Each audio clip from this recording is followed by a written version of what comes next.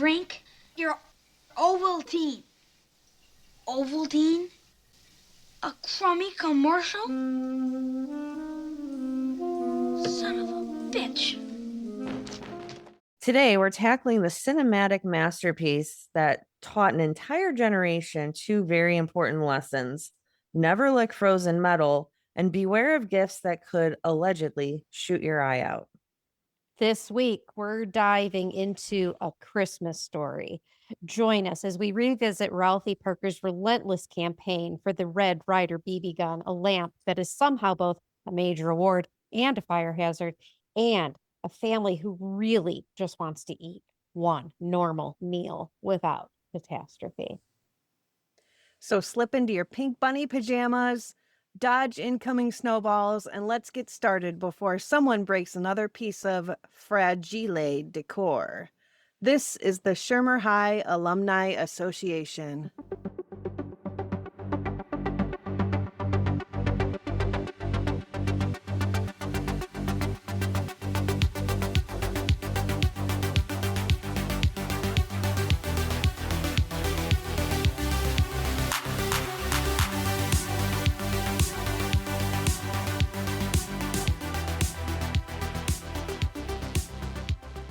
Hello, everyone. Hey, everybody. Hi. How now, brown cow? Hello. We have some special guests today. Would you like to introduce yourselves? Yes, please do. I'm Tavia. I'm Angela. Okay. So this week we have my lovely butter half, Hi. Tavia, and her bestie, Angela. They have joined us today for our last movie review of 2025. Woo! Yeah. Woo! How was your week? How's the weather in Cleveland? We don't need to go there. We have about It's- 600 it's- inches of snow now. It's That's fine. fantastic. Everything's Really? fine. Everything's fine. Do you really have that much snow? From We got afar, it looks Dumped on. Did you really? Yeah. That's fabulous. Over was here literally- in Avon, we have maybe 2 inches. 2 inches? Yeah. Okay. But yesterday, like as soon as we left Carol's house from Thanksgiving dinner, it was like all of a sudden it horrible. was just like the heavens opened up and it was like Yes. boom, snow. And There I were mean, no- there were people no lanes on spinning the out highways. Yes, people Mm. were spinning out on the Oh, highway. that's It was the like worst. Nice. Yikes.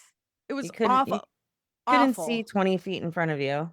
Yeah. And like So- we pulled into our driveway, like I was like, wow, we literally got home at the perfect time. And I'm thinking of Carol because Carol was driving out to the east side. And I'm Yeah. like, she got stuck right in that cluster. Oh, it was hell. I that was- bet. And then all morning We can today, it was Empathize with you guys as we've all lived in that winter. We all know what that feels like, especially being on the shoreway and it snowed and you have no lane divide. You have no idea what the lane is, right? I do not. That's how yesterday was. I don't miss that part of it. I do miss. so much fun. Is this so the first much. snow you guys had, or is this? Have you had snow Yeah. before today? First accumulating. Do you miss the snow, Angela? I don't even know. Yes, I do to a degree. you? I Oh, do wow. because I've always loved snow, and where I live now in Groveland, we'll get a little bit in January and February, but we've only had like maybe 2 white Christmases here where snow really dumped. But living in it, I don't mind it, but that's just me and not everybody's bag.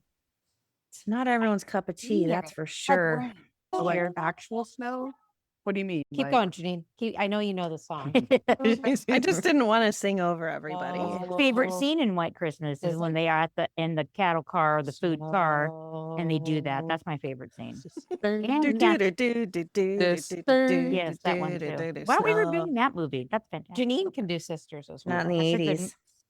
Yeah, Yeah. I know. 80s movies, man. Yeah. Hey, man, Oh well. Yeah. focus. But I will watch it 5 million times before Christmas. Yes. Of course. 100%. Yes. Yes, Of course. absolutely. Absolutely. Ah. You know, one family who didn't get to enjoy their holiday meal? I don't. Nice The segue. Parkers. Nice segue. You're right. They did Yeah. not. Who were the Parkers? Oh my God. Oh, sorry. The movie. Fantastic. Sons of bitches. Faux pas.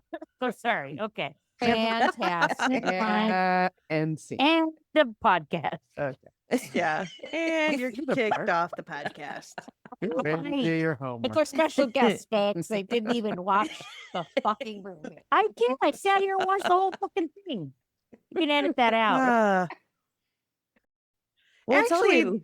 they did end up having a good Thanksgiving meal. Yeah, they did. They did. So, You mean Christmas? In their own a good Or way. Christmas, I'm sorry. Absolutely. Yes. Which we will discuss in depth. We didn't visit them during Thanksgiving time. No, we did. I'm sorry, Christmas. No. Yeah. My mind was on Thanksgiving. I'm so sorry. Let's tell our listener what this movie is about. Our listener. Can we just ask her if she's seen it? Then we don't have to look at this. We could just have a chat right now. We can cut Yeah. out all this. Oh, we've gained a All few right. people recently. All right. so- Good. Well, welcome everybody. How many? Yes, That's thank you fantastic. so much. All right. So this film is presented in a series of vignettes with narration provided by the adult Ralphie Parker. As a 9-year-old boy living in Northwest Indiana around the late 1930s, all Ralphie wants for Christmas is a Red Ryder carbine action 200-shot range model air rifle. Ralphie's request is rejected by his mother, his teacher, Miss Shields, and a disgruntled Santa at Higbee's, all of whom insist Ralphie will shoot his eye out. So in Christmas Story, we have I think you could identify Peter Billingsley like by the color of those eyes alone in a lineup. Those eyes. Those eyes. Peter Billingsley plays Ralphie Parker, and he was born in 1971 in New York City. There's not a lot of people you do meet that were born within New York City, and he is one of 5 children. His first acting role was when he was 2. There's a lot to unpack here. When he was 2 in 1973, he was in a Geritol commercial. Oh. Wow, that's a Weird. throwback. Wasn't- That's a throwback. Geritol. Geritol. Geritol. So Yeah. why is a 2-year-old in a Geritol commercial? Right. But anyway, so What are you doing? but he went on to star in over. Oh, I got a star might be a strong stretch. adjective. In over 120 TV ads Hmm. Oh my. through the The 70s eyes. and the 80s. His eyeballs. But his best known commercials are for Hershey's chocolate syrup. And he is portrayed, his character in the commercials is Messy Marvin. Hmm. He was also a spokesperson for the young, of course I have to bring And the this up, Restless. the Young Astronaut Program. Oh boy. Here we And go. he was actually present in 1986 at Launch Pad 39B when the Oh Big my. Shuttle Challenger exploded. He was actually present. That is at deep. that. That's deep diving. But he served as executive producer on Iron Man. He has also acted in the film.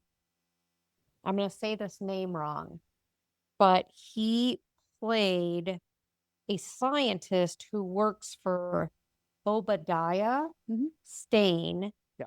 And he also reprised that role in Spider-Man Far From Home. So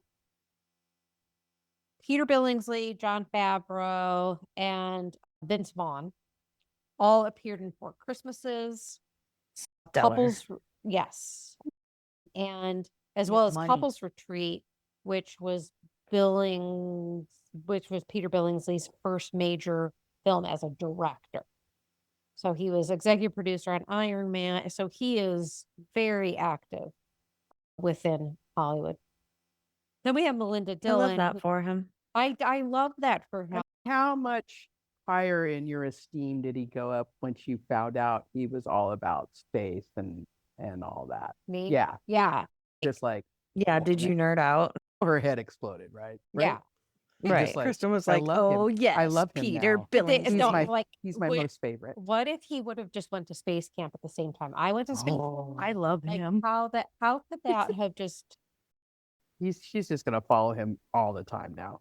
Yeah. What's Peter Billingsley doing? he's a good egg, he's a good kid. Melinda Dillon, who plays the Bob, Mrs. Parker. She was an American actress. She was actually nominated for a Tony Award in 1963 for her Broadway debut in the original production of Who's Afraid of Virginia Woolf. That's sexy. And she was nominated for an Academy Award for Best Supporting Actress for her roles in Close Encounters of the Third Kind and Absence of Malice in 1981.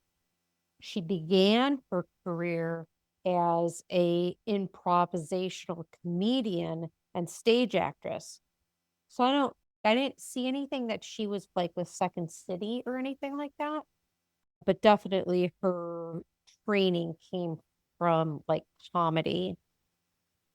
She did co-star with John Lithgow in Harry and the Hendersons. She did also appear in Captain America, The Prince of Tides, and To Wong Fu, Thanks for Everything, Julie Newmar. And she passed away in 2023 at the age of 80. Wow. She had a long career. She had a very long career, very successful career. Very long. Yeah. We also have Darren McGavin, or as I like to refer to as Billy Madison's dad. He actually Yes. he was Billy Madison's dad. He began his career as a painter of Columbia Pictures, which actually put me back to Xanadu. I was just gonna say that. Oh, Sonny. God. He's Sonny. Sonny from He's Xanadu. funny, and he's painting the album covers. But in 1954, he was actually in multiple originating roles on Broadway, which is a huge testament to his abilities to portray different types of. But he came from a fucked up background. He was born in, is it Spokane, Washington, or Spokane? Is it Spokane? It's whatever you want it to Spokane. be. Spokane, It Spokane, can, it Washington. can be anything So you but like. he had parents who were just like maybe not there, or I don't know, something was wrong with the parents. But he ended up, I guess this may have been an age where you could just sort of get rid of your children, but he was like boarded out to some other family, and he ran away. And I think that his parents originally were divorced. He lived with the dad, and so he ran away. And he actually ran away to the San Francisco Bay Area, trying to find his mom.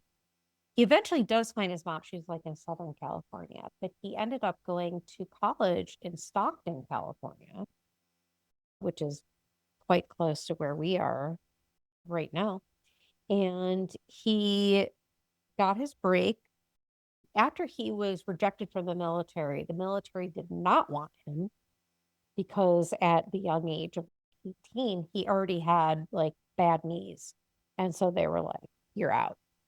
His first break was opposite Katharine Hepburn, which I think as your first big break, like, Pretty good. yeah, Yeah, you're doing Pretty damn well. good I think you're break. doing all You're right. doing well. pretty good. You're doing pretty good.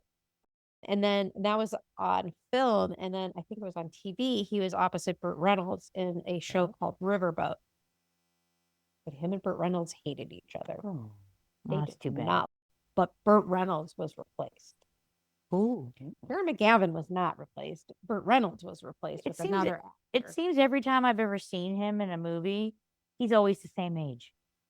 Darren McGavin? Yeah, he's Yes. always the I think older. He's always been. He's always the yeah. older, Yeah. whatnot. And But if you saw a picture of him, I don't know if I showed it to you, but if you Oh, have you man. guys looked?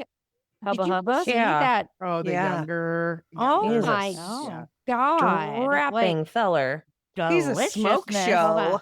hold on, I gotta Don't show look at his this. I'm knees. gonna have to Just show don't talk this. about his knees and you'll be fine. Oh, hello to you. Yeah. Yeah, okay, I get it. Okay. You give him my number. I'm single now. so- Yeah. I'm He's just gonna dead. take your guys' word for it. Yeah, But he's he- kind of dead. But he's dead now. He's dead, you Wow. know. He's dead now. Yeah, I'm glad that rings true to somebody else because there's some actors out there that no matter what role they're playing, Yeah, they're always like the it's just same age. the same age. He's Um, always been an older dad figure wherever like- he's been. what was the Say Anything? Like the dad. Yeah. Being Mhm. like Frasier's dad. Yeah. Oh Like, yeah. you always just saw him as like Frasier's Yep. dad. So those are really later in life roles for McGavin was Christmas Story, and then later on Billy Madison.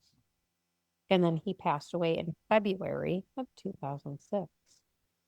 And then we have Randy Parker, who was played by Ian Petrella. And I know that Angela here has a lot to unpack with Randy. He's actually best known for his role as Randy Parker. He also reprised the role in the sequel.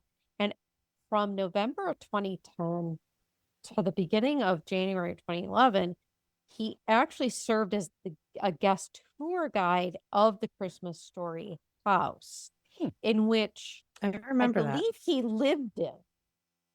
And I think Yes. Janine might know more about this, but I believe he had actually asked to move into the house, and he was friendly with the owners. And so Track. he actually moved into the third The cupboard floor underneath the sink.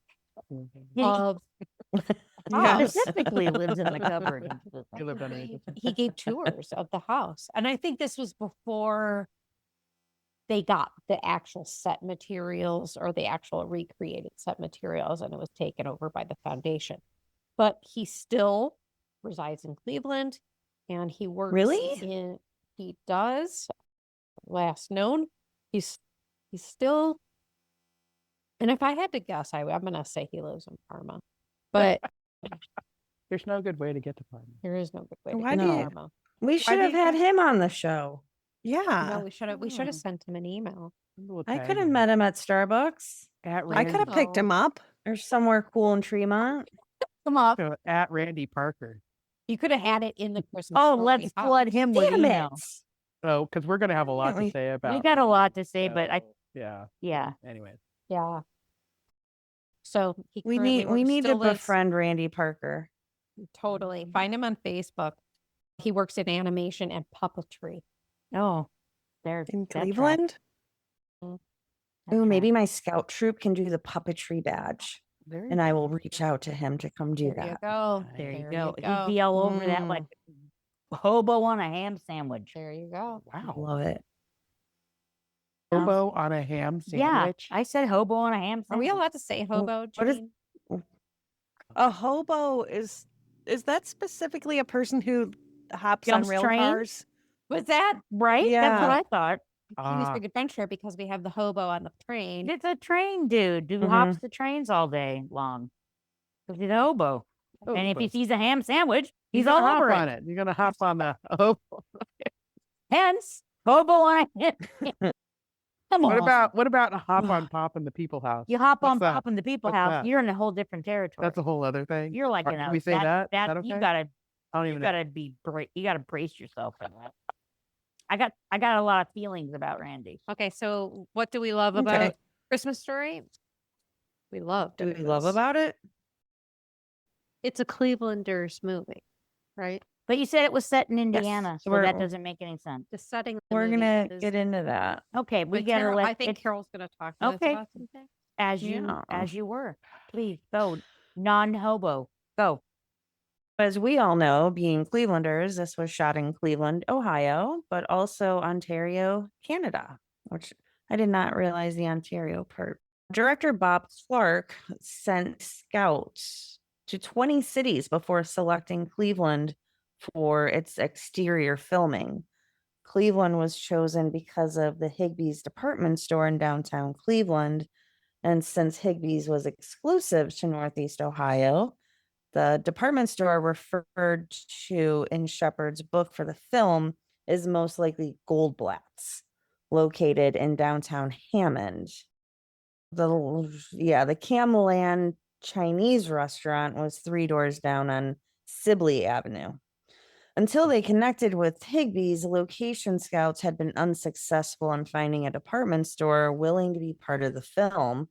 And Higbee's vice president, Bruce Campbell, agreed to take part in the project on the condition that he be allowed to edit the script for cursing.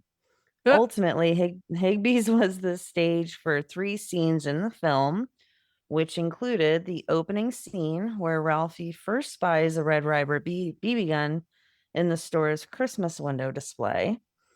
Higbee's was known for its elaborate, child-centered Christmas themes and decorations, with Santa Claus as the centerpiece. Can we talk about that? Yes, and apparently my dog does as well. Okay. That's So- It happens. Do you remember that at all, Janine? No. You don't. Do you ever remember going to that Higbee's? Yes. Carol, do you remember going to that Higbee's? No, but I have close ties to that Higbee's. Very close ties. Oh, yes, you do. Yes. In the filming of this movie. During the filming of the movie? Were they there? Yes, they were there. Really? Cool. What are we talking about? My former bosses, Dee and Tom, Tom. worked at Higbee's. Dee was one of the executives and Tom ran a department, and they Yeah. were there in 1982 and 83 while they were filming. Nice. It was Okay. very So my and friend, on I'm not my, going to. on my Go ahead. Facebook memories today is a photo of Joe outside of one of the windows that they had a ballerina display, and he's dancing like a ballerina. Dorbs. As an adult or a child? Oh, just a couple years ago. Oh, okay. Okay. Yeah. Adorable. That's cool too. Wait. But it's a casino. But they still do Christmas displays in the windows. So they still honor the Higbee's Tradition. or they started their own thing? Yeah. It's not as elaborate as Higbee's did, but they are still really cool. That's really cool. That's nice. Huh. We would all like a copy of that photo. Yeah. Can you pass that out? Email that before tomorrow? I will send that to all of you right now. That'd be great. Thank you. Thank you. It's not Mervyn's, but it's Mhm. something. Right? Okay. Useful. and- First of all, First of all, we are not comparing Mervyn's to Higbee's No. ever. That was her, not me. That what? never. Throw No. us in the bus? That was no. Mervyn's no is to throwing. Target I would never. as Higbee's is to like Lord and Taylor or like Nordstrom. Okay. All right.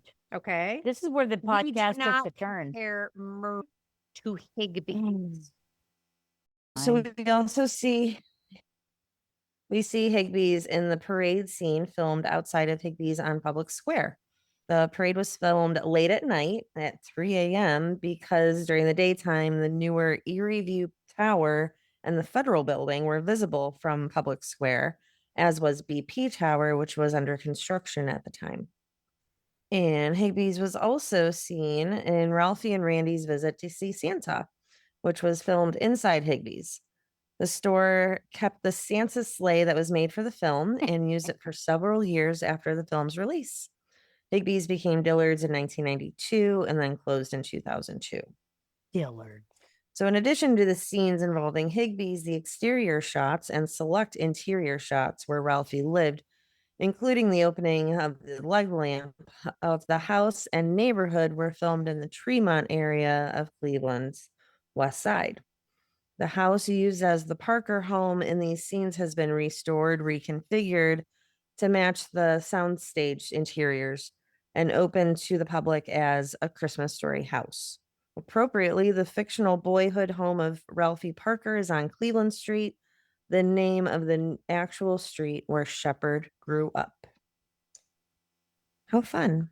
So we've all been to the Christmas Story house, yes? No, No. Yes. No. No. remember I told Wait, you? Wait, who else what? is saying no? They both said no. They both said neither one of you have been there? No. I don't feel bad. Really? We almost went today. Yeah, we were planning this week to go today so that it would be like fresh right before our podcast, but Carol had to work this morning, so it didn't really work out. Carol. I'm sorry. That's So- crazy to but- me, but also not. But we're gonna go. The only reason we went because I wanted to go. we You went wouldn't when have we were gone. visiting Ohio. But you wouldn't have gone had I. I wouldn't have gone otherwise. But that's the same thing with the Okay. Rock and Roll Hall of Fame. I never went to the Rock and Roll Hall of Fame. Right. Yeah. That Yeah. was great. That was a great day. Yeah. So I get it. We missed. Yeah, but it's one of we those. missed Johnny It's the one of Cash's those thing. bus. It's here, so you just figure it's always gonna be here. So there's no rush to get to it. Where is it? It's in Tremont, right? Yeah. I really like Tremont. That's Yeah. where that restaurant is. Wait, I'm trying There's to find many Tremont. restaurants. That's a good. No, the one I That went. restaurant. That was a Yeah, good that restaurant. restaurant. That one restaurant. one. We have some Okay. fun facts about this movie. Gray box.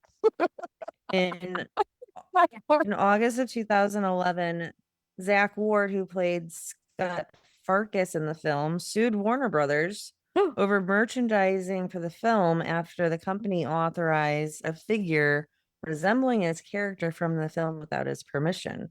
What a It was douche. revealed that when he signed on to play the character, he did not receive any merchandising rights because of a mishap with his contract.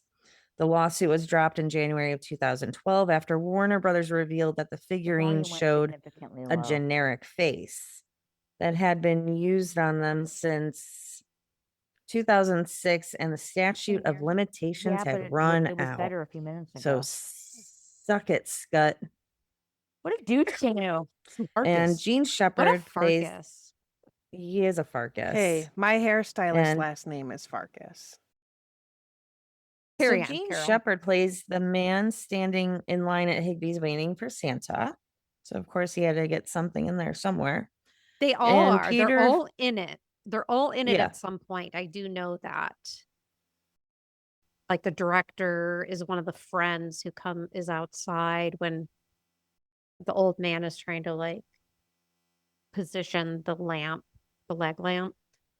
So I always love that trivia where they sneak in the EPs or the directors into the movie somewhere. I love that. Yeah, I like think, that was too. it Bob Clark who was outside with him when he was Bob positioning the Clark lamp? was outside with him. Yeah, the Yes, yes, director. yes. Where he's shut up, Bob. Yeah. Yes. Yeah. So Peter Billingsley was the first to audition for the role, and they auditioned over 3,000 actors Oh my for the god. role of my. Ralphie. That is A lot of people. That's a lot of auditions. Which is Well- insane. And then you're like, why did we do all that? Because the 'Cause we first went- 'cause guy they- was the one we should have just gone with. We could have saved all this. Go with your gut. Go with And the they gut. knew it. They knew it. It's like they were punishing themselves somehow. I don't even understand it. 'cause Yeah. When, Was it because you had to give everybody a fair chance? but that's a lot of cats. It's a That's lot. Thank So you, Peter Lynn. was also able to keep the Red Ryder BB gun, the pink bunny suit, and Ralphie's broken glasses. Who kept Nice. that? I love that. Peter Billings. Oh, Peter nice. Billingsley. Nice. He was ahead of his Yeah. time. He just knew like that these are the things that are gonna Yeah. And those are going to be part of his Oh, estate. yeah. That's his retirement. Yeah. Yeah. Not like he needs it. He's iron. He's doing all He's these got other his own things. life Apparently going. not. I don't know if he's married or has kids. I would hope he assume does, so. but, He like, grew up to, he still looks like Ralphie. He's still But like he's not Ralphie. bad looking. He has I'm two sure kids. He has two Thank you. kids, and he's married to a woman named Elizabeth. Lee. Who's known as Buffy. The Really? Vampire Slayer? I'm sorry, what? What? Yep, and they've been married since 2015. Yes. Fabulous. Oh, Good okay. for him. Elizabeth, Buffy Elizabeth? Baines. Elizabeth is a name that isn't thrown around a lot. I have a cousin named Elizabeth, and she's always been known to us as Bitsy. Nowadays, it's not a common baby name, Elizabeth. Hip We to what's the newest affectionately call trendiest her- baby name? Neither is Carol. How many Carol babies do you Yeah, meet? how many Carol? How many Garys are you meeting around town? Find me a 5-year-old named Gary. I would love that'd to- be great. I would love that. I would love that. That would be Remember, fantastic. what's your dog's name? That'd be Gary. Sorry, That would Elizabeth. be okay. Stephen. So I feel like the timing of the release of this movie was just slightly off. And I don't know if this had to do with marketing execs at the time or what. So this movie was released November 18th of 1983. Should have waited like a week and a half, like right after. It should have waited until after Thanksgiving, because by the time Christmas came, correct me if I'm wrong, I feel like it wasn't in theaters. Yeah, they like pulled it. It was like it was pulled already, and then it had a re-release in 84. In 84. They re-released it in 84 Oh, sophomore. because Yeah, this was released the Friday before Thanksgiving. right. And so it does so the budget of the movie was 3.3.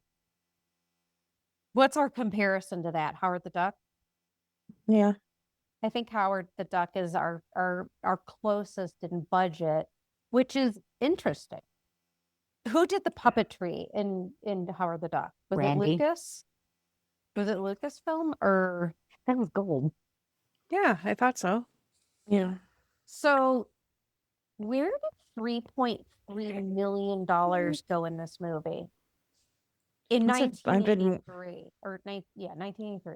The overtime. I'm they had to gonna- shoot for I- 3 a.m. in Cleveland and Oh. Public Square and all that stuff. Which obviously had no I'm- child labor laws. I'm also gonna guess it went towards all those meatloaf and mashed potato dinners. Oh my God. Possibly the boiled For cabbage. every scene, I'm eating meatloaf. Come boiled on. cabbage. Mix Well, it up. it a was little. it was Too. typical for that time Yeah. of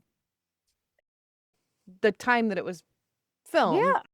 The time Absolutely. it portrays is that's what you would eat for dinner every night. Oh, 100%. Every night, Yeah. meatloaf? Yes.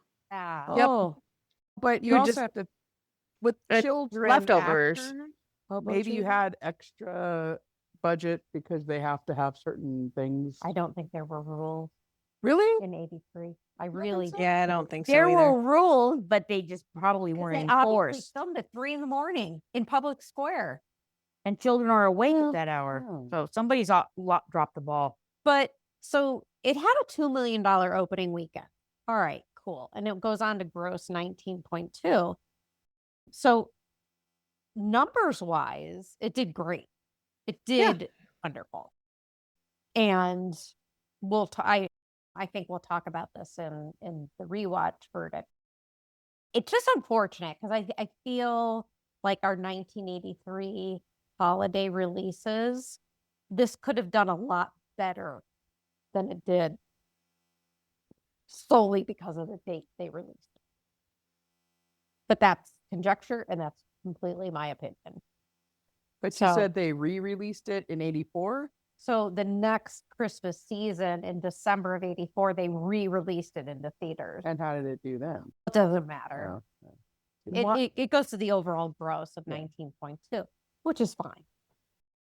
But what was I it mean, up when against, I guess? if you compare it against a gross of, what did we have? Christmas Vacation grossed 73 million.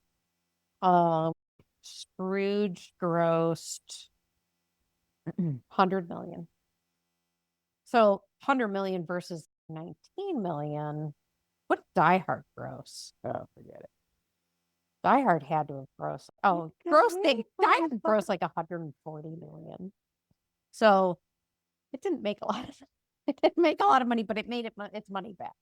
So you ready to get into it? I thought we were into it. No. Oh, jeez.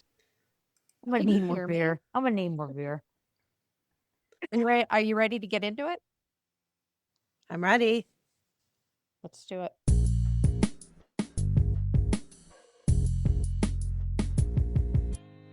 All right. Okay.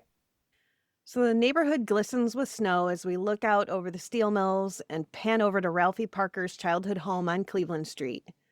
Kids are out playing in the snow, anticipating Christmas's arrival. It's now nighttime, and we see the Oh. terminal tower all lit Elf. up. And Public Square, also known as downtown Holman, is all decorated for its yearly Bacchanalia, which I looked up, and apparently that's a party. Oh, Ralphie, his two friends, Schwartz and Flick, and his brother, Randy, get off the streetcar and they run to the Higbee's window and they stare at it in amazement at all the toys in their Christmas display. The kids stare and smile in wonder, and Ralphie notices in the display the holy grail of all Christmas gifts, the Red Ryder 200-shot range model air rifle. Ralphie stares at the advertisement of Red Ryder, who's the cowboy mascot of the rifle, in awe of his greatness. And Ralphie has been dreaming of getting a Red Ryder BB gun for weeks. can we I talk love in about this BB scene how they guns? decorated downtown Cleveland. Okay, go ahead. Go ahead. Can we talk Um, about BB guns? No, we can talk about downtown Cleveland though. But then I want to talk about BB guns. I love that they have the Christmas lights like strung across the street like that. It's just so cool. It makes it look so neat. And I wish they would still do that kind of stuff, but they just don't. Over to what I remember is like the RTA bus stop. Yes. Is that how it's going? Like, where are the lights going to?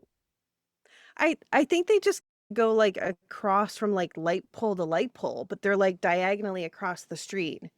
It's just kind of, I don't know, like a veil of Christmas lights. Pretty Oh, cool. Why did BB guns exist? Help me understand that again. I don't know. It's probably like a boy thing. But why? Carol. Carol, go. America loved guns. Probably to shoot woodpeckers There you go. or That seems chipmunks. reasonable. Let's just go with that. But Let's they're just pests. end it right there. To shoot woodpeckers. Of course. Raccoon. Yeah. End of story. Yeah. Carol gets it. To shoot Completely things. plausible. There's no need. To, Non-lethally. It's not lethal unless you're super duper tiny. Shooting just shoot your eye squirrels, out. varmints, so what that have was you. something you bought your kids was something to shoot small varmints. Yes. varmints. Yeah. Can you say varmint? I would Can I not offend be a anybody? proponent of small kids doing that, but it was a thing. I'm trying to put We have a myself BB like, gun just for target practice, but wouldn't give my kid one. Because they'll shoot their eye out. because they'll shoot their Yeah. eye out. Yeah. Okay. Exactly. Exactly. Okay. So the next morning, Ralphie's mom, Mrs. Parker, is making breakfast. She's trying to get the kids downstairs, and the dad, Mr. Parker, comes down and he's working on a crossword puzzle. He says that if you solve it, you can turn it in and there is a prize for $50,000. So he wants that prize. Ralphie comes down and he's eating his breakfast, thinking about how to bring up the BB gun to his parents. Mm. He blurts out all of a sudden, Bud said he saw some grizzly bears down at Pulaski's candy store. And his parents just look at him as if he's got lobsters crawling out of his ears. Okay, let's His talk about father is lobsters actually, falling out of your ears. yes. Like, I need to come up with a shirt of that, of maybe an abstract Ralphie head, maybe with the glasses or something like that, with lobsters actually coming out of the ears. What do you think? Yes. If you're a Christmas Story fan and you saw that shirt, would you know what it was? Lobsters crawling out of your ears. Yeah. Would you know what it was? I would now. I think that like that whole thing where he says that, it's a bit garbled. You can't really understand what he's saying. It is fast. Yeah. It is. Even the narration and then what he's saying about, what did he say? What was it? Like a bear, what was it? Oh, there saw Bud said he saw some grizzly bears near Pulaski's candy store. Yeah, He says it very I fast. tried to listen to that like again, and you could barely understand what he was saying. I that was just me, but I don't know. I agree, but then the statement of they both looked at me like I had lobsters crawling out of my ears. Okay. I was like, okay, I'm totally making a generic Ralphie head, and I'm putting some lobsters coming out of his ears. I like lobster. I have to make a comment, and I'm very, very sad today that Janine and I did not go to Christmas Story House because Ian Petrella was there until 3:00. Damn it. I knew it. I knew we should have gone. That is all my fault. Yep. And Patty Johnson, that played the evil elf, was also there. Great. Oh man, you know, That would have been perfect. can we mulligan today? So I totally fucked that up. Yeah. Thanks You a know, lot, I Carol. give you no way, no. So I give you all the props in the world for actually finding that out. Yeah. And like admitting to it. Yeah, very good. Props. I give her grace because she got up at the ass crack of dawn to go to work. Yeah, that sucks. Yeah. So it's okay. Thanks. All right. Thanks. Okay. guys. So back to the movie. Mr. Parker is actually dreaming of a new furnace for Christmas. And that's what he wants to spend that grand prize on. So Ralphie's mother actually asks him what he wants for Christmas. And he blurts out, I want an official Red Ryder carbine action 200-shot model air rifle. And she responds without missing a beat, no, you'll shoot your eye out. And he kind of laughs and he says, yeah, I'm just kidding, even though Flick is going to get one for Christmas. And Ralphie actually goes into a daydream that there are burglars trying to break into their house. And Ralphie, who is adorned in this white cowboy outfit that's encrusted in rhinestones. Oh my gosh. It was It's like fabulous. He's the only one that can save the whole family with the help of Old Blue, the name of his Red Ryder BB gun. And Ralphie shoots the bad guys and he becomes the instant hero of the family. What I love about that piece is that you've got the parents under the table and Randy under the table, and their overacting is so good. Yes. You've got Randy like doing the exaggerated like biting of his fingernails, and you've got Melinda Dillon who's doing this. All of it is. I love that there are multiple daydreams in which the family acts as different characters, which is so good. I think that's such gold in this movie, is how they portrayed in those scenes. But before that, before he goes into that daydream, he goes that he would just rather have some Tinker Toys. Yeah, I'd rather just have Tinker Toys. And he's like, what am I saying? He's not going to buy that. She's not going to buy that. I want Tinker Toys. Yeah. Ralphie's father is now battling the furnace, which is an ongoing battle throughout the movie.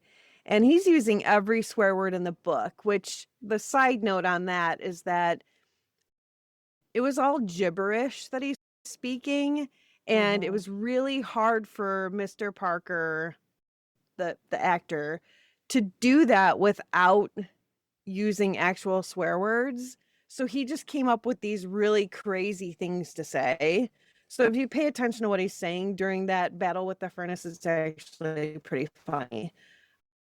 So the mother, Mrs. Parker, is actually preparing the kids to go to school, and she starts suiting up Randy in a zillion layers of like snowsuits and scarves, and he is suited up like a tick that's about to burst, and he can't put his arms down. About Randy.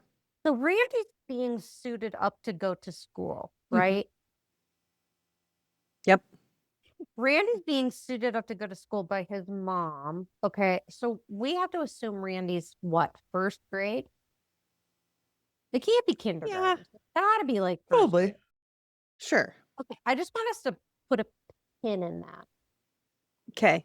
Randy, first But- grade. Hold on. Hey, for $545 a night, we can go stay at the Christmas Story house. Oh, no Hello? problem. I was wondering about that. Sleep 6. Yeah, you I get Between to 6 stay- people, that's not much. Randy is 7 and he's going to school, which I think is totally normal, which would not happen today ever. That a 7-year-old walking to school. With his brother? There's a lot of kids that still walk to Wait, school. Yeah. In We did Lakewood, they that? do. Yeah. What you talking about, Willis? No. Didn't all By 3 of us themselves? do I didn't that say by multiple times a themselves. day? Didn't all 3 of us walk to school multiple times Oh a yeah, day? 100% back then. I'm saying today. Would you ever see Oh, a no. first grader walking to school? Because I walked to school in first grade. I know that for a fact. And Janine was not with me because Janine wasn't in school yet. So I know for a fact that I walked by myself I did. in first grade to and from school because I remember With walking to nobody school else. with nobody else. Because I remember Oh. walking home when you were born. And I Well, remember, that was a special occasion. of course. But I just remember, I was like, nobody gave a shit. We were literally, Like they just forgot there. about you? I just think us as a generation, the parents were like, we don't give a fuck. They're going to school. I was Or drove to don't go to school I was drove to kindergarten and Yeah. picked up by my grandmother. in kindergarten. Yes. First grade, it was like, hey, you're on your own. Mhm. Go this way. Yep. And I remember exactly. I had 2 friends on my route, and I would stop at each of their houses, Mhm. pick them up, Yeah. and then go to school. But I don't remember. And then halfway home, those girls were the first houses we would hit going home. And for a long time, I thought a kidnapper lived on that street. So I had a lot of trauma. Yeah. But there was no parents, and I'm just rarely were you picked up. No. There no, was an no. emergency. Someone died. One time the dog died. I was picked up. My sister was born and nobody picked me up from Yeah. school. Like, I'm just saying. I just don't think you see that today. Was that when we went to go stay with Grandma and Grandpa and they packed our lunches with pickle and pimento loaf sandwiches? Oh, Oh. pimento loaf, caca. I don't remember ever having pimento loaf. Do you? Pickle and I do. pimento loaf. Pickle and pimento loaf. No cheese? I don't think so, Kristen. And I remember opening up my lunch and going, what the the hell is this? And I threw it in the garbage because I was so scared. Really? I was so Yes. scared. As a child, you're used to regular lunch meat. And then you open up a sandwich and it's got pickles and pimentos in the meat. Mm. In the meat. Yeah, it was awful. It's caca. In the meat. Look it up. Look My up grandma what it used to looks eat it. like. This is going to be a 5-hour podcast. Oh my God. Carol's over We're us. 2 minutes into the movie. Okay. Carol's got to go. Well, Randy was suited up like a tick that's about to burst and he can't put his arms down. Ralphie runs out the door with Randy following, and Ralphie meets up with his friends Flick and Schwartz, and they start walking to school as they're discussing a theory about sticking your tongue to a light pole in the winter if it will stick. Randy can't keep up with them and he gets knocked on the ground by another kid and he can't get up. So Ralphie goes back and helps him, and now Ralphie is at school and the kids all have fake teeth in and they think they're hilarious. So the teacher just collects the fake teeth, and she expected that to happen because she has a drawer full of other prank items that they've used in the past. Flick and Schwartz are now outside arguing about the tongue on the pole theory, so I'm assuming that they're at recess. And Schwartz double dog dares Flick to stick his tongue on the pole. Then he triple dog dares him. And he says, "Go on, smartass, and do it." So Flick sticks his tongue on the pole, and there was no going back now. His tongue is now stuck. Flick starts screaming, kids watch in terror, and they all run away and go back into the school. And Ralphie and Schwartz leave him there because the bell rang. But the the bell teacher- rang. Yeah, the bell rang, Oh, but the the bell bell rang. rang. So they have to run back into the school, and they just leave him out there. And the teacher is, hey, where's Miss Flick? Shields. Miss Shields is like, where's Flick? Wasn't he out at recess with you guys? And they're all like, yeah, we don't know. We don't know. Nobody knows where Flick went. Finally, Esther Jane points outside, and the teacher looks outside in sheer terror and runs outside to help. So fire trucks show up, and then the police arrive, and Ralphie and Schwartz kind of sulking in their seats. Oh no, we're in big trouble for this. Ralphie do that. I don't understand why Ralphie's all, oh, Ralphie didn't do it. Maybe because he was part of the discussion. I don't know. Oh. Maybe he was part of that. Ralphie didn't have, I don't know. I just Yeah, feel like he this was wasn't all Flick. right. It was Schwartz. Schwartz was the one who was like, Schwartz, "Go on, sorry. smartass, and do it." Yeah, it's confusing. I confused myself a few times on Yeah. this. So anyway, they bring Flick back into class, and he's got gauze on his tongue. How do And you Miss make that Shields, stay? I don't know. Like, how do you keep your tongue out like that? I don't know. That would be really odd. Now Miss Shields is assigning them a theme, and that theme is a paper about what they want for Christmas. And Ralphie is, hell yes. He knows that if Miss Shields reads his paper, she will side with him on getting the Red Ryder BB gun, and everything will work out somehow. Can we talk about why Flick went back to class? Yeah, I feel like he could have just gone Why home. didn't he I just talk go about home? like there's no parents called. Just all the No. fire department, the police department, No. everybody else. Right. Parents, no, we're not calling the parents. Yeah, why Yeah, would you they- call a parent? He's fine. Yeah. No, they Everything's didn't fine. give a shit. Phone calls Yeah. were expensive. Everybody's fine. That's true. And back then, how did you make a phone call? Wasn't like, They had regular phones. Yeah. But it I was know, like I'm kidding. Garfield 1, 2, 3, 2, 3. So now school day's over. Boys are walking home from school, and they encounter Scott Farkas, the red-headed Scott. school bully who is cruel and mean and sadistic. I And he take l- issue with this. Oh, redhead. With what? Why does the redhead have to be Here we like go. the evil bully? Not all redheads are pushy on Because they're spicy. They're spicy. They're pushy on people. Yeah, they're spicy We redheads. could talk about his sidekick who looked like the lead singer of AC/DC. Ooh. Like he Hmm. could have busted out hell's bells without even thinking about it. Probably. Think I think about so. yeah, yeah. I think so too. But I think his but name redheads is are pushy appropriate. to me. It brings me back to the Fisher Price Little People. Yeah. How Mhm. they had the red-headed kid with the pot on his head, Yeah. but Yeah. nobody really understood why he had a pot on his head. Well, he's I a don't know. redhead. That's what he reminds me of. Anyway, Scott Farkas, he laughs like he's maniacal. And he's got braces and a raccoon cap on. And his little sidekick, Grover Dill, and Scott, they torment Ralphie and his friends. And Dill looks like he's 8, but Scott looks like he's like 14. It's an Yeah. awkward little Yeah. pair. And a growth Dill spurt. is, yeah, Dill is 2 feet tall and Scott is 6 feet tall. It's kind of weird.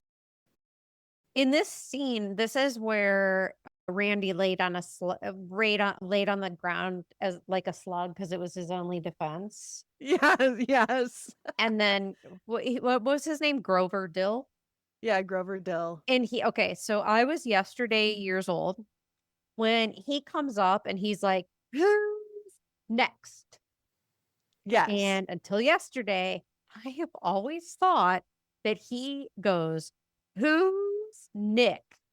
Nice. Who like, is I don't Nick, know. Who's really? Nick? Like, and I was like, I don't know who is Where Nick is Nick? I love him. until now because I'm 51 and I have to have closed captioning on. Yes. And this is how I found out in Die Hard that the terrorist The guy was boss Italian. was Italian. Italian. That They in were- itself could be your next podcast. Why you have to have why you have to have closed captioning Yeah. on. So I was yesterday years old when it was like, who's next? Who's Nick? What? Who's next? Anyway. So, Who's and next? this is where, isn't Grover Dill the one that's like growling at them Yeah. and they run away screaming? Yes. And he's just like a little tiny dude. And he's Yeah. 2 feet tall and he's Tiny dude. scary. Yeah. So And now the- Ralphie's maybe the burden, lead singer of ACDC. the burden he carried being the lead singer of AC/DC. yeah, that's true. Wow, that's a lot for a hobo kid. Yeah, Wow. No, he it's can't pretty say sad. But this is Sorry. the night that the telegram comes, right? Yeah, so Ralphie is now at home. He's working on his theme. He's like feverishly working on this theme because he knows what he wants to write about. So his dad is now pulling in the driveway, beeping the horn, and he jumps out of the car yelling, I won, I won, I won. And that is when the Bumpus hounds show up in the Parkers' yard. And the Bumpuses are the Parkers' hillbilly, I'm going to Oh. use the word boy. from the movie, hillbilly, neighbors that have at least 785 smelly hound dogs. And they ignore every human being on earth except for Ralphie's old man. So Mr. Parker manages to get the dogs away and he announces to his family that he has won a major prize.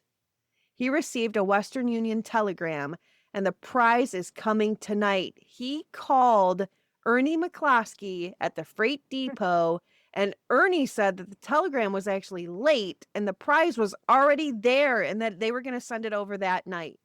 So Mr. Parker opens the door. This is the part where Mr. Parker opens the door and the dog's tail gets stuck in the door. And it's so sad because the dog is whining. I just It's a said, stupid amount of time that they focus on the tail too. yeah. Oh, it's sad. Anyway, so the family starts eating dinner. Randy is now playing with his food. He's made some sort of statue out of his fork and he's adding potatoes to it. And Mrs. Parker finally sits down after she's been making dinner. And Mr. Parker's like, oh, can I have more cabbage? And then she sits back down again. And Ralphie's, can I have more? And then she sits back down again and she's got to figure out how to get Randy to eat. So poor Mrs. Parker like never gets to eat food in this movie. So she asks him how the piggies eat. This scene is always so weird to me. And she has him eat the food off of his, I don't know, it's just weird. She has him eat his food off of his plate like it's a trough. And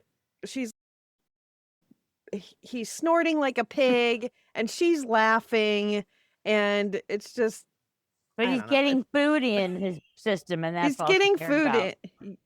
Yes. Yeah. And suddenly there's a knock on the door and everyone stops in their tracks. Side note, I feel like from this scene, we should bring back bibs for 6 or 7-year-olds. Yeah. Let's talk about Ralph. Let's talk. We're going to talk about that. Talk about Randy for a second.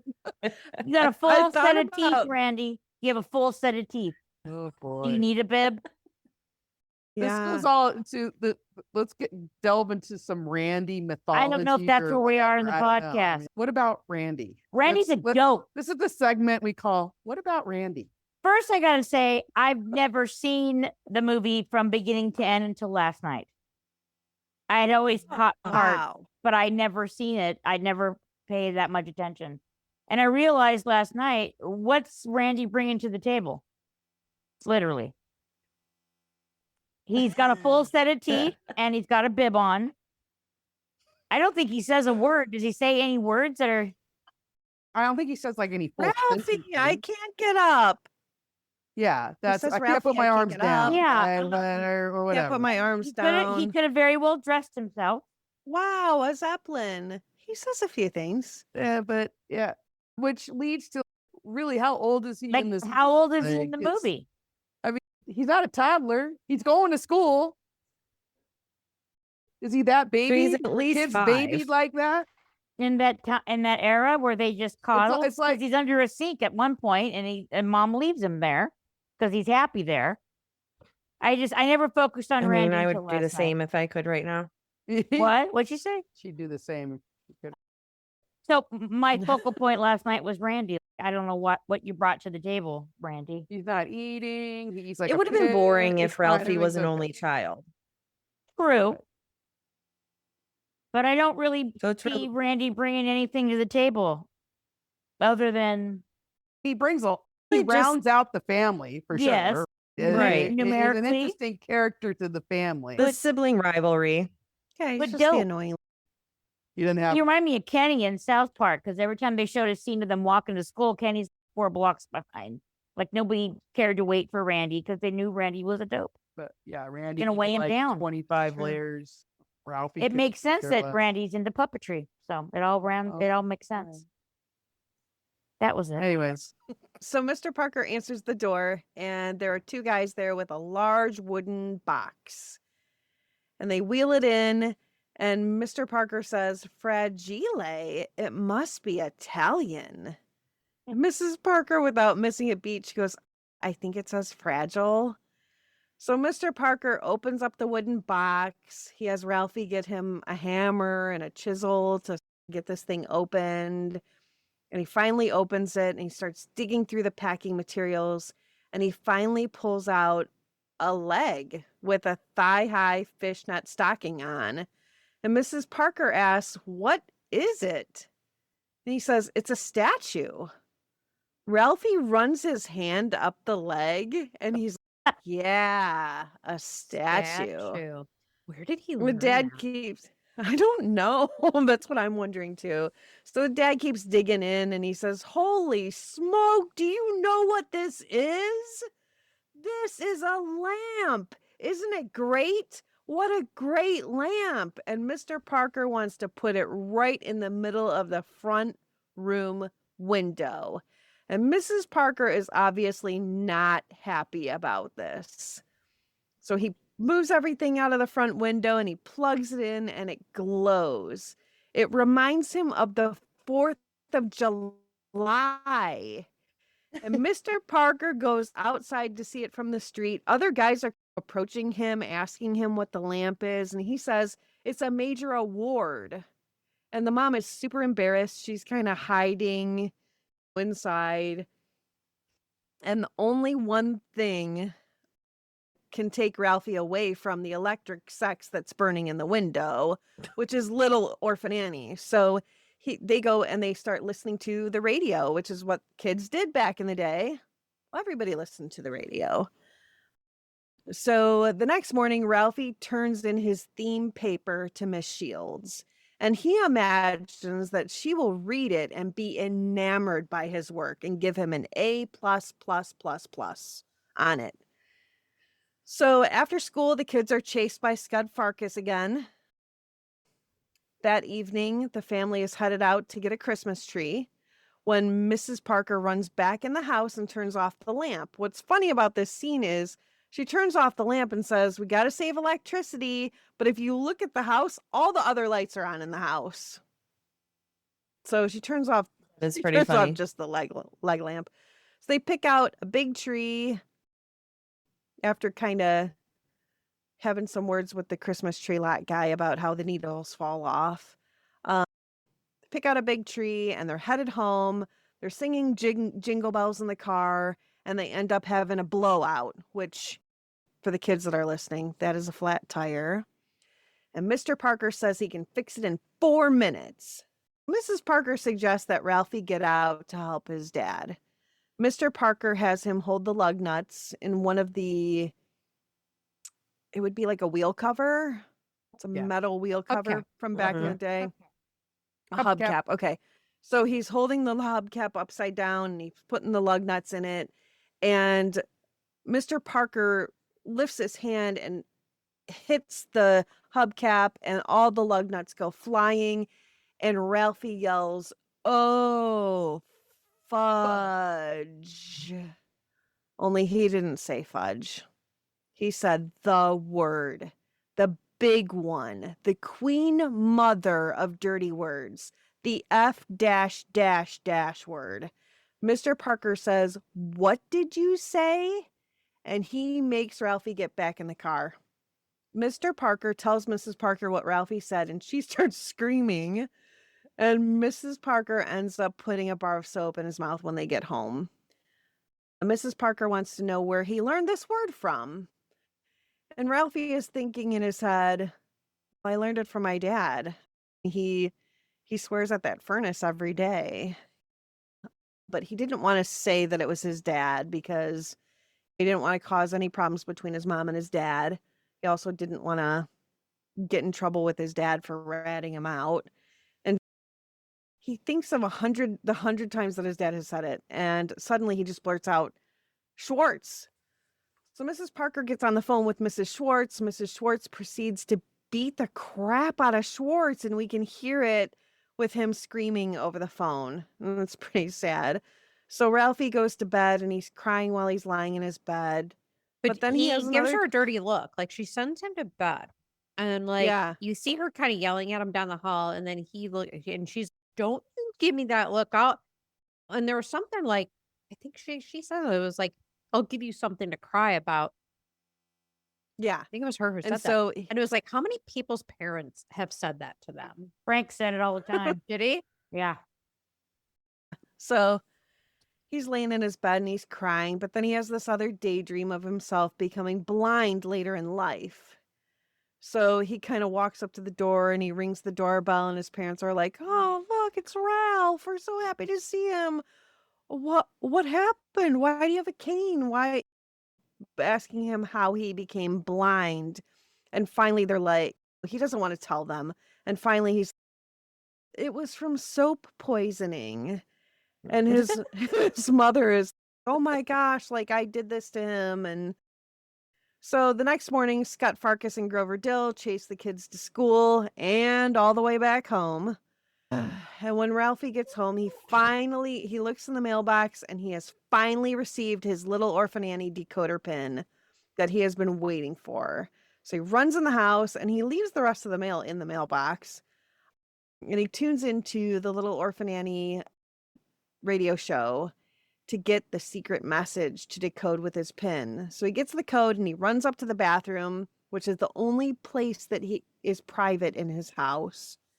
He shuts the door so he can decode it, and he's decoding the message while Randy is pounding on the door, telling him he's got to go to the bathroom. His mom is yelling that Randy has to go, and he's, 1 minute, 1 minute. Finally, he gets the message, and it says, be sure to drink your Ovaltine. And Ralphie's like, Ovaltine? A crummy commercial? Son Did of we ever a have bitch. Ovaltine? I don't remember ever having Ovaltine. I don't remember having it either. My No. husband likes it. Really? Currently? Yeah, I think so. I don't know. Is it I don't know that he's had it recently, but I don't know. Oh, okay. I'm sure you could find it at Walmart. No, like, do you have Ovaltine so- in your house right now? Oh, no. okay, No. okay. It's not something we keep in stock. Okay. So the next morning, Scott Farkas and Dill, they beat up Flick. And Ralphie gets a C+ on his theme. And she writes on the theme, you'll shoot your eye out. So Ralphie walks home. He's very upset. He's kicking stuff, getting down in the dumps. And Scott Farkas and Dill throw a snowball at Ralphie. And Ralphie starts crying. And Scott taunts him for crying. And Ralphie loses his shit. He starts screaming and he tackles him and starts wailing on him, punching him. And Dill tries to interject and he's just, wow, we didn't think anybody would actually do this. And so Dill's, hey, kid. And Ralphie just punches Dill too. So Scott starts crying and his nose is bloody. And Ralphie's friends are just cheering him on. Oh my God, I can't believe this is really happening. Ralphie is swearing up a storm at Scott, just beating the living shit out of this kid. And Ralphie's mother shows up and she has to peel him off of Scott. And Ralphie starts crying and she takes him home. Mrs. Parker cleans him up, and Ralphie dreads when his father is going to arrive home from work. Randy is crying under the sink because Daddy is going to kill Ralphie.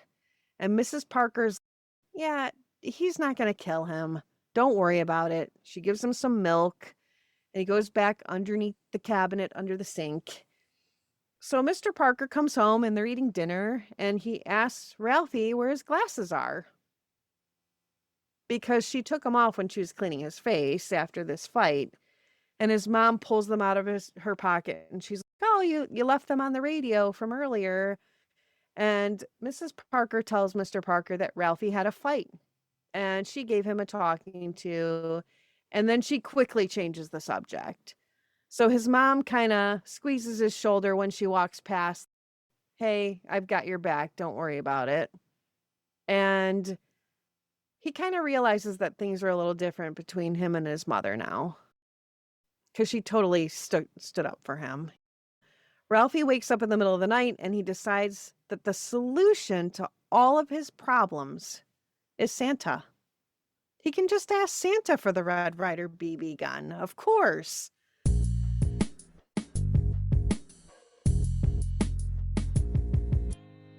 So the kids actually head back to the Higbees to meet Santa. And the parents just sort of leave Randy and Ralphie to get in line to see Santa. And they're like, oh, look, the line's really short. You just go right there. And they realize that the line actually isn't short. It's like all the way down, like the whole aisle. So there's characters walking around entertaining people. And it's characters from The Wizard of Oz. So I looked up why the characters from The Wizard of Oz were I walking looked that up around. too. And I guess was it that The Wizard of Oz came out at the same time? Like it would have come out at that time. Makes sense. Late In 30s. 1939. Yeah. Yeah. Yes. Yeah. Yeah. Yes. Okay. So the Wicked Witch of the West approaches Ralphie. I think this is hilarious. And he's, don't bother me. I'm thinking. Thinking. So someone I I'm went to high thinking. school Oh, with. I need to And- use that line more. I know. Don't bother I'm me. Thinking. I'm thinking. So we have this line of kids. So they get in the line to see Santa, which they think is the end of the line. And then there is a Yes. man with his child and wife who said, no, this is the end of the line. The beginning of the line is down there. And that is Gene Shepherd, one, Yes. who is that man. But as they pan down that line, I can see it, and it's only for a second. And I'm not going to name the person, but it doesn't matter. But somebody I went to high school with and was friends with was in that line to go see the Santa, because his mom was an interior designer for Higbee's at that time. Wow. Yeah. How lucky. I I think I know who know. you're talking about. I don't. All right. So Santa is actually terrifying. And Randy, once they finally actually get up there and Randy gets to see Santa and talk to him, Santa is so terrifying that the kids just start screaming when he starts talking. They don't even get to say what they want. They're just like, ah. And then when they're done with Santa, the elves just throw them down this slide. So fantastic. I love it. And I read that was actually Randy's real reaction to going down the slide. He was scared of the slide. Oh, really? And that when he's screaming down the slide, that was actually his real reaction. It wasn't like he was acting. Poor Randy. You have Yes. anything to say about Randy? So Ralphie's next. Oh, not now. So Ralphie is next, and he gets on Santa's lap, and he just freezes up. And Santa's, oh, what? You want a football? And he's just staring at Santa. So they go to throw him down the slide. Football? The elves What's a do. football? Yeah. What's a football? So they go to throw him down the slide, and he just spreads his legs out to stop himself from going down the slide, and he flips over and he's clawing his way back up the slide. And Santa and the elves are just staring at him like, what the hell? And he goes, no, I want an official Red Ryder carbine action 200 shot range model air rifle. And Santa responds, "You'll shoot your eye out, kid. Merry Christmas. Ho, ho, ho." And Ralphie screams, "No!" as Santa pushes him down the slide with his foot in Ralphie's forehead. And the kids are just laying at the end of the slide, like in this fluff that's supposed to be snow. And they're just absolutely defeated. And the parents just come and pick them up out of like the bottom of the slide. Where did the parents go? Did they go to a bar? I Where don't did know. Where they parents were go? Because they have no shopping. shopping bags. They have no nothing. What It was was- like, did they they- ditch their what- kids? What was the restaurant? The Silver Grill? Oh, the Silver Grill. Oh. Where? Good one, Carol. They had date night. They went up to the Silver Grill. They had some cocktails after they ditched their kids. They It may was have had Right. some sexy time.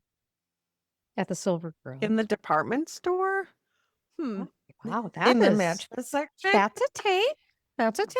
In an empty dressing room. Plot They were a twist. little handsy with each other. Yeah.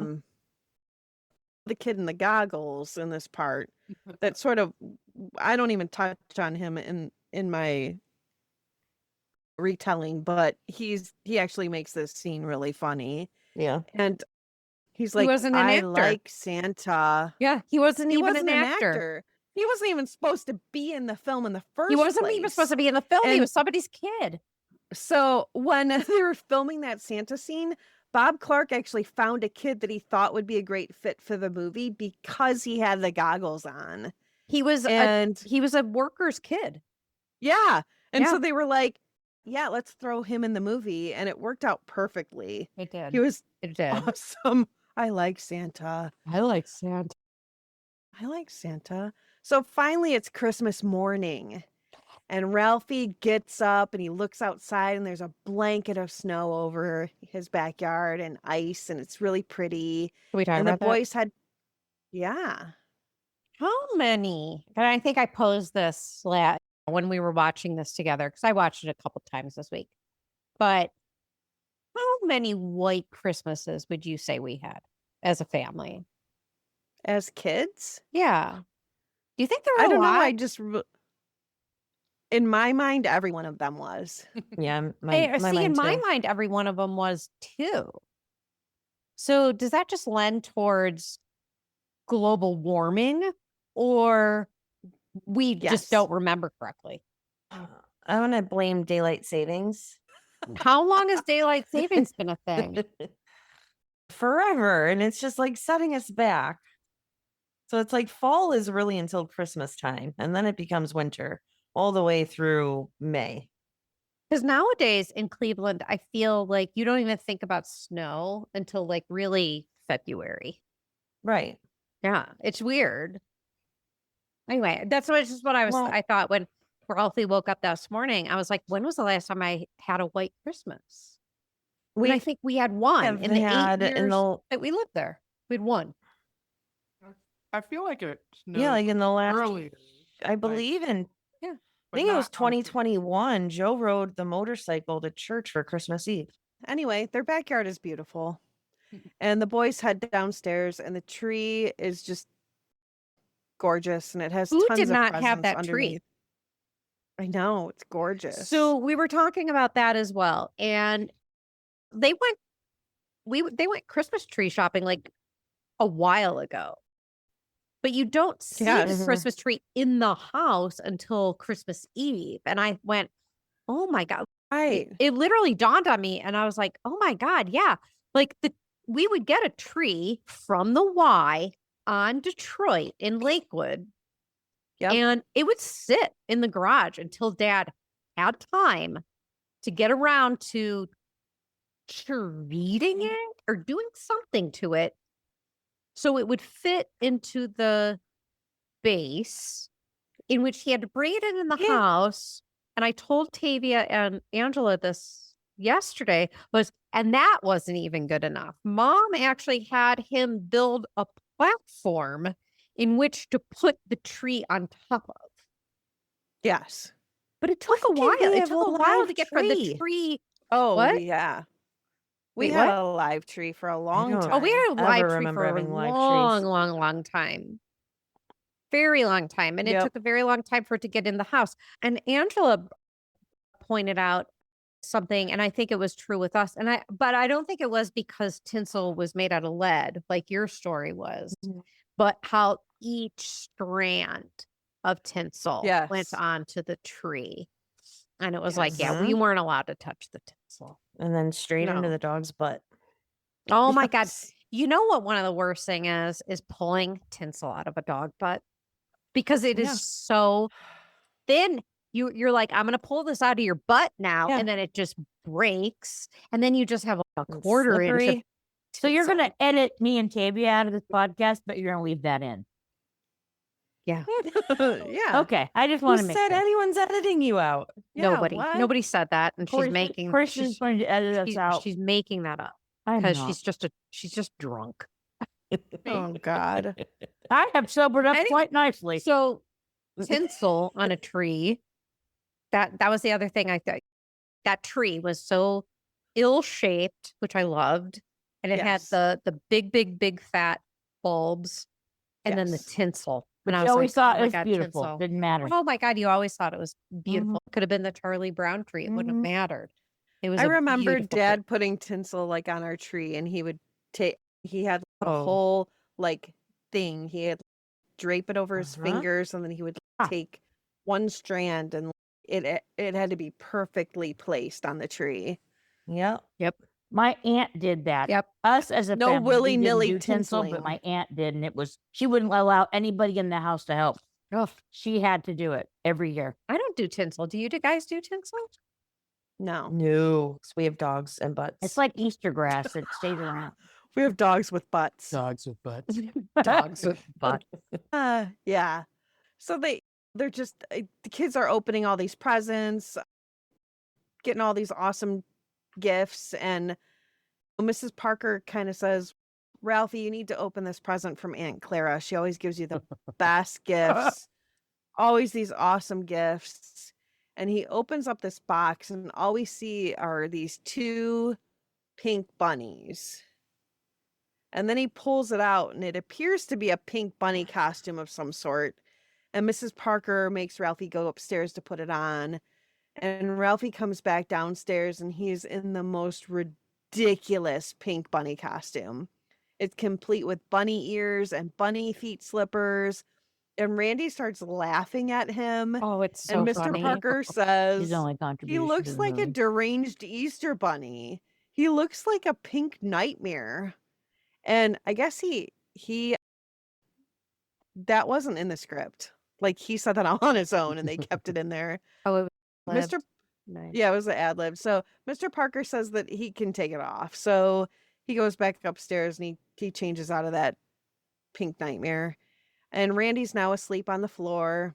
Okay, so You know, let's talk about this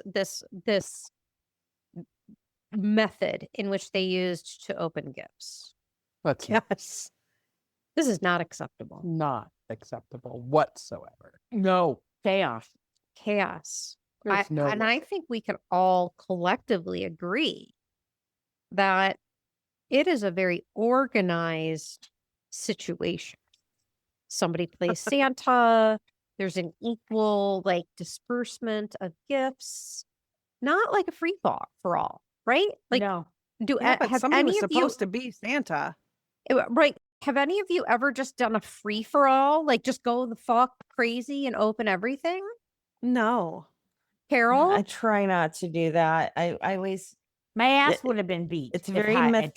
methodical so that one person gets a gift and you can get the attention of opening said gift, and the person that gave you the gift can Yeah. see you opening the gift.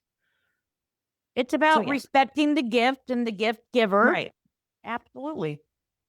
If everyone just goes at it, then you don't appreciate really what you got or who gave it to you. Yeah. And it You're just just makes opening it things. makes the whole morning just become a blur then.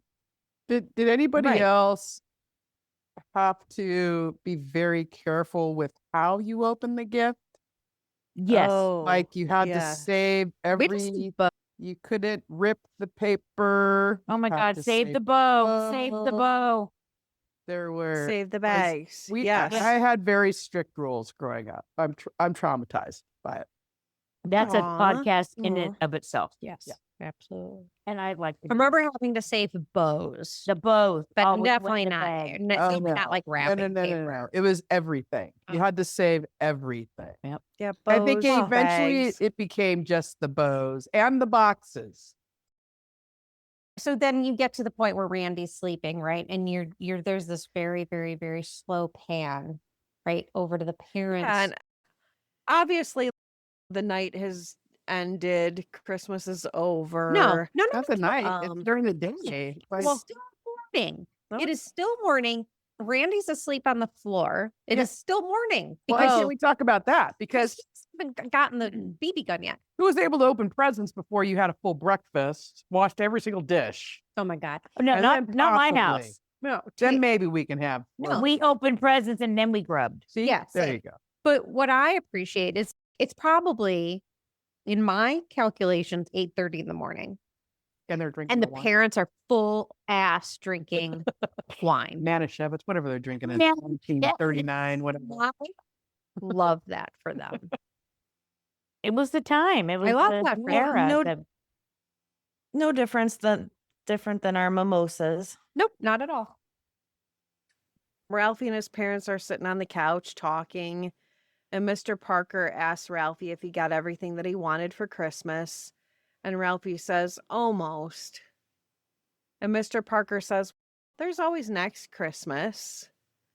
And Mr. Parker says, hey, there's something behind the desk over there against the wall. Why don't you go over there and check that out, Ralphie? There's actually one more present. was a good And plan. Ralphie opens it, and it's the Red Ryder carbine action BB gun that he wanted. And the look of sheer delight on Ralphie's face makes his father happy. So Ralphie heads outside to shoot Black Bart, who is he's like the villain in Ralphie's daydreams, that he's this bad guy that's trying to go after his family. So he goes to shoot the target that's on his garage, and it's a metal sign, and the BB actually ricochets off of the sign and ends up hitting Ralphie in his glasses. And it actually grazes his cheek. And it happened. He actually shot his eye out, or so he thought. So his mother is in the kitchen and she yells outside, Ralphie, you be careful out there. Don't shoot your eye out. And he quickly looks for his glasses because they came off of his face. And his glasses actually look like they were unscathed. That's great. But as Ralphie is walking around looking for them, he steps on them and breaks them. And Ralphie decides, I've got to come up with a story about what happened because I can't tell them that this actually happened. So he goes inside and he's crying and an icicle fell off the garage and it hit me in the eye. And Mrs. Parker and Ralphie go up to the bathroom and she cleans them up and she's like, we got to be careful of those icicles, that they're known to kill people. And just then, because Mrs. Parker was in the kitchen and she was getting Christmas dinner ready, she had the turkey out and Mr. Parker kept trying to pick at it, and she's got the sides there and the pies on the table. And they go upstairs to clean up Ralphie's face, and the Bumpus dogs get in the house and they actually destroy the kitchen. They ate the turkey and the pies, and they end up actually breaking the back door. Mrs. Parker is crying, and Mr. Parker says, you know what? We're going out to eat. And they end up at, the sign says Chop Suey Palace Company and Bowling. But I guess the name of the restaurant is Bowling's. Yeah. And we see them being serenaded with this terrible rendition of Deck the Halls. And the owner comes over and he's trying to correct them from saying rah, rah, rah, rah, rah to saying fa la la la la. And so then they start singing a terrible version of Jingle Bells. And the owner's, okay, you know what? Just go work in the kitchen or whatever. And they are brought out a duck, but it still has the neck on it. And Mr. Parker looks at the owner and he's, the duck is beautiful, but he's smiling at me. And so the owner pulls a knife out and he just chops the neck off, and Mrs. Parker screams. So the side note on that is that they actually gave her a fake script that didn't include the chopping of the neck off. So she didn't know that they were going to do that. So her reaction was actually her real reaction to them chopping off the neck. And Ralphie realizes that that Christmas would live in their memories as the Christmas that they were introduced to the Chinese turkey, and all was right in the world. Amen. The boys, they get home, the boys go to bed, and Mr. and Mrs. Parker are listening to Christmas music on their radio as they gaze out the window, admiring the snow falling in front of the ambient glow of the Christmas lights on their tree. And next to Ralphie in the blackness laid his oiled blue steel beauty, the greatest Christmas gift that he has ever received or would ever receive. And he drifted off to sleep, knowing the magic of Christmas. The end. Yes. A classic.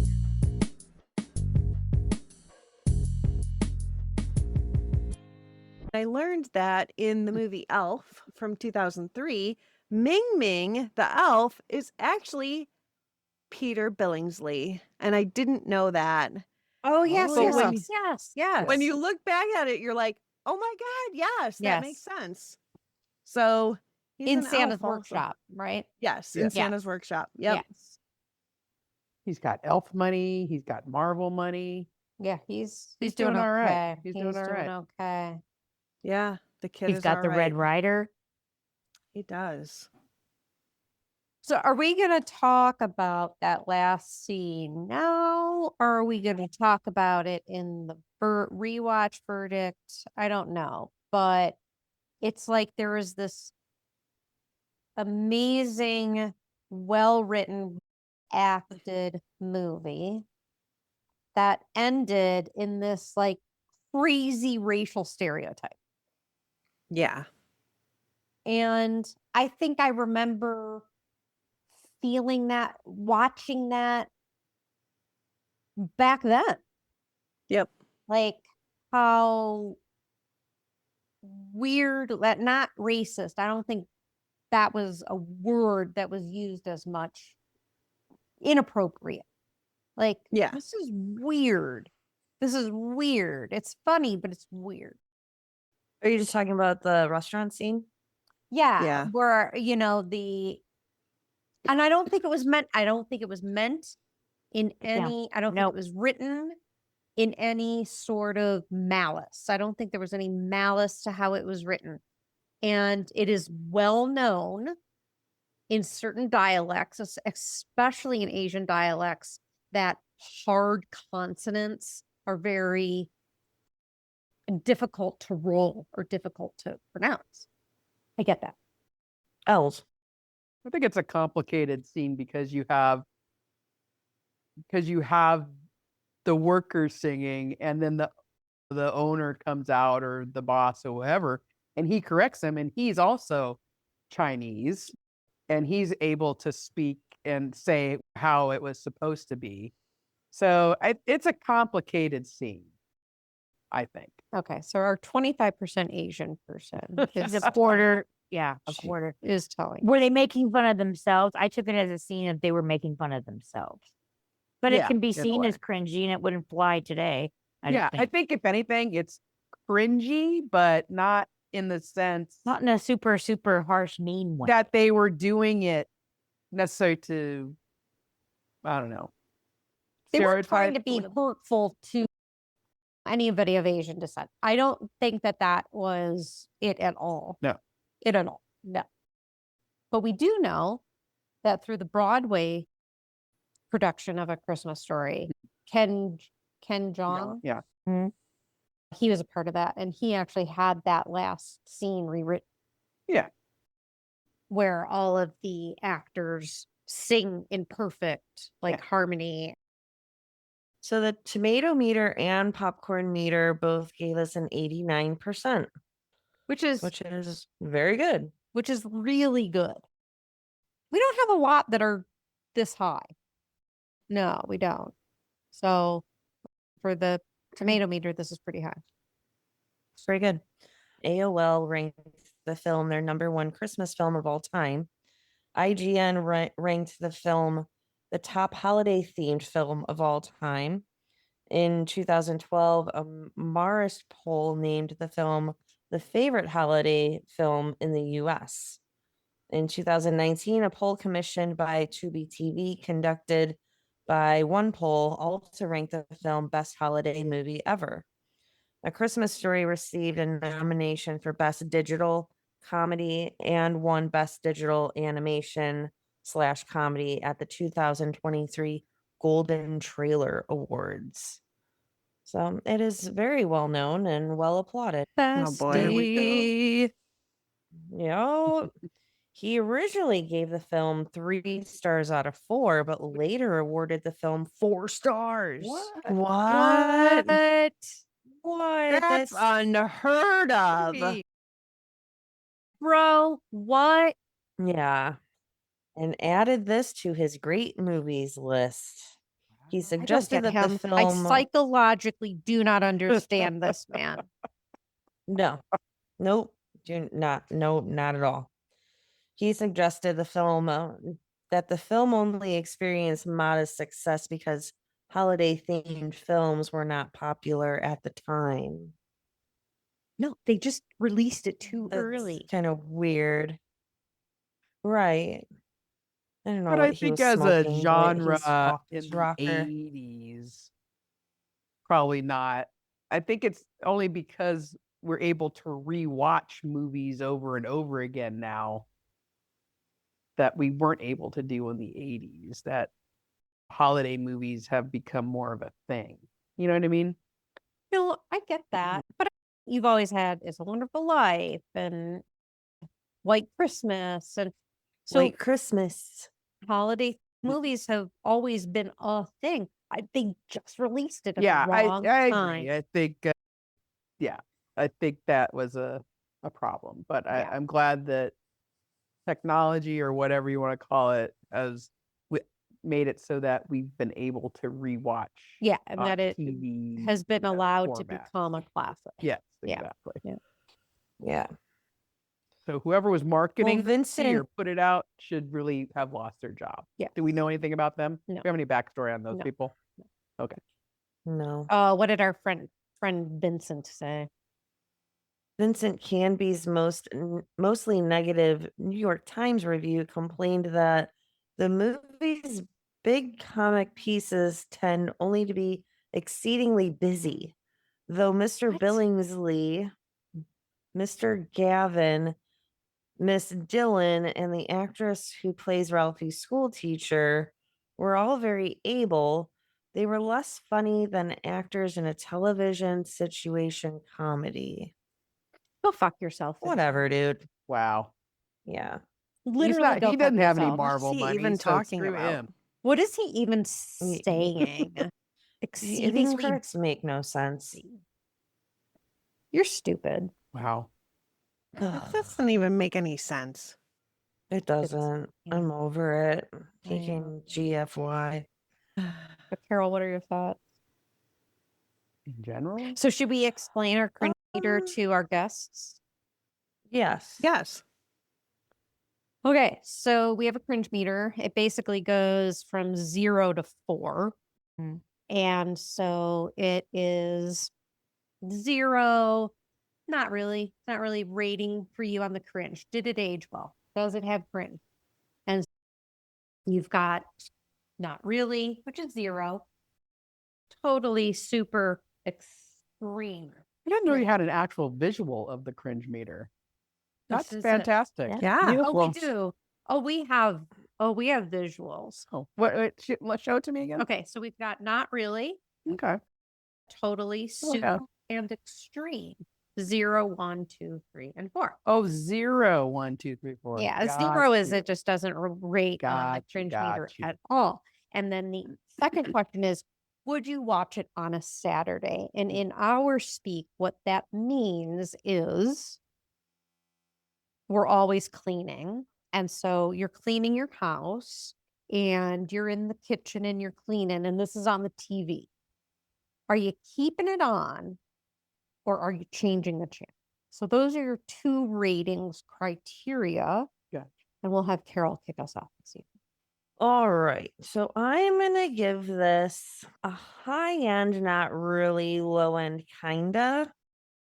Only for the fact of don't really like hearing Flick's mom beat him over the phone. The soap in the mouth situation has never gone over right with me. I really don't like Farkas beating up the kids. That just makes it very awkward for me. It literally makes me cringe. And then the kid's just leaving Flick outside with his tongue on the pole. But the bell Like there were rang. a lot of fuck the bell. Like your friend's attached to a pole. But the bell rang. But the bell. Okay. But the bell cool. rang. The bell. To me, that's not a 0.5. To me, So there- based on what you said, that's like a full-blown 1.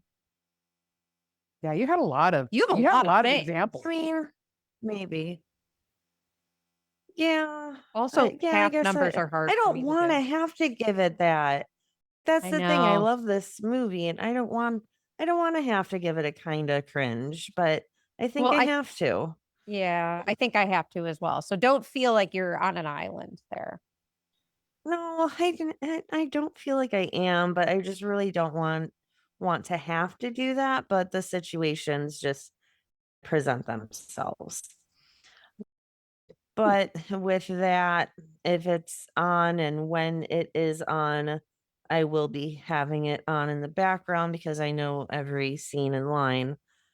But it's just a holiday tradition that has to be on, and I will thoroughly enjoy having it on. Okay. I'll go. Janine What goes you last. think? I'll go next.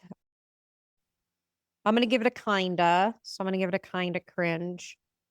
Not necessarily for all the reasons you said. And for me, it's a little bit more about that final scene at the Chinese restaurant. It just doesn't sit well for me. Soap in the mouth. Yeah.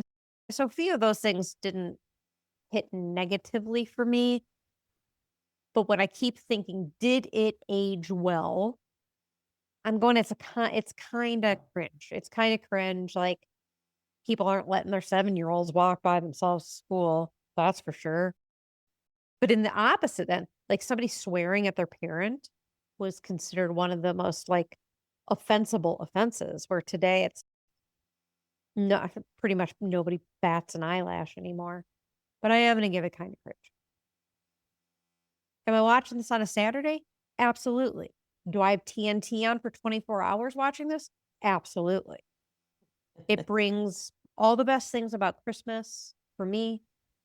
It highlights the city that I'm from and that I love. I absolutely love every actor in this movie. So yes, I will have it on this. You know, TNT started the 24-hour Christmas in 97. 1997. Wow. It's been a long freaking time that they've been I doing feel like I that. remember that. I feel like I remember when that started. Yes. Yep. 1997. Yeah. Good year. Because Barrett was like 2. I think for me, it's more of the, like, I was listening to Carol's take. I was like, yeah, and as a teacher, I don't care about any of those things. I wish more kids got, I wish their parents would do that. I wish that could happen, natural consequence. Anyway, no, those were not necessarily the things that I would find cringe about it. But there's just two, I think, more of the racial, because of the time that it was set. So I think it was when the father was negotiating the price of the Christmas tree. There was something said, Ralphie narrating about he had something about an Afghan trader or something like that. Oh, yeah. Like he had the skills of something like that. Yeah. So there was that I think I caught this time around when we were watching it. I was like, oh, that's Yeah. probably not great. Yeah. And then it's always been for me that last scene with the Chinese restaurant. And since you're the person who's 25% Chinese, Yeah, you don't no, want to say no, it's that. not. I don't think it's great. I don't think that's a great look or a great feel for it. If anything, always when I would watch this show, that would be the one thing that I would always. It's not needed. You don't need that. You don't We're need that. putting it on the cringe scale. I give it that one. I'll give it a 1 because Kinda. of that scene. And then are you watching it? Oh yeah, I'm totally watching it all the time. No, I give it a 1 because of that scene. But other than that, Yep. it's the same like you said. I love all of the nostalgia. It does bring up all the reasons for Christmas and all of that. Angela? I'll say 1 because of the restaurant scene. It threw me for a loop. It really Um, did throw you for a And loop. I was like, oh, what is she doing? And the soap in the mouth scene, I remember that vividly because I've had soap in my mouth as a child. Have you? I told you this last night. Get to know me. Yeah, my mother put soap in my mouth because I stuck my tongue out at her while we had company. That was a little, not want to say triggering. It just was like, oh, I remember that. And I think the positive, the cringy was the Chinese restaurant, but I also like the fact that when at the end when the father says, "I think there's one more present for you," for me that took me back to my childhood because my parents, Santa, would do that, and you miss that as an adult. That doesn't always happen anymore. Oh, there's one more gift under the tree you missed, and the joy of Christmas and what it's all about. So I would say 1, just the Chinese restaurant scene. And would I watch it on a Saturday? Yeah, I'd watch it on a Saturday. I'm going to agree with kind of. I think that, of course, the scene in the restaurant is cringy. I think the other thing that is cringy to me is like the fact that Ralphie beats up Scott until he's actually bleeding. That's a little cringy. The fact that his mother puts soap in his mouth is sort of like the way that authority is. I think that also like the fact that how Santa treats the kids, that's cringy too. I think that the other big one that we all missed is the fact that the father is so fixated on the lamp. And that there's like this obsession with this sexy leg and Ralphie. and Ralphie had a little Ralphie's- bit more of a I fixation. think Ralphie, than the yeah, dad. I I think touching it. Yeah, I think that's kind of, it's just a little cringy. The fact that flick his tongue on the flagpole, that's a little cringy. The other part that's icky for me is how Mr. Parker treats the neighbors' dogs. And so I have to bring Right. that up because I'm a dog lover, and the fact that he's mean to the dogs, and then the dog kind of gets his tail stuck in the door, and that's what you get. Like the dogs deserved that, but the dogs are just being dogs. So I will give it a kind of. I don't appreciate the restaurant scene. I do remember as a child thinking that it was very awkward. And now as an adult, I recognize that it was inappropriate. It did not age well. But I love this movie. I think it's fantastic. I love seeing Cleveland in this movie and the nostalgia. I love seeing a good vintage Christmas tree. I love that Ralphie does end up getting what he really wanted, and his father is the one that, even though he seems like a mean dad, actually did get his son what he really wanted for Christmas. And just the touching moments between the mom and Ralphie, and ultimately the dad and Ralphie, and seeing that they really do love their children. So I will absolutely 100% rewatch the movie. I always do. And yeah, Awesome. He looks like a deranged Easter bunny. Doesn't know. He does too. He looks like a pink nightmare. That's a wrap on A Christmas Story, a holiday classic with a dramatic twist of cringe. We hope that you and yours have a wonderful holiday, no matter how or where you celebrate. thanks for joining us at the Shermer High Alumni Association. If you had as much fun as we did, hit follow, leave a review, and share this episode with your fellow 80s movies lovers. Until next time, be kind and don't forget to rewind. Bye. Bye. Bye. Bye.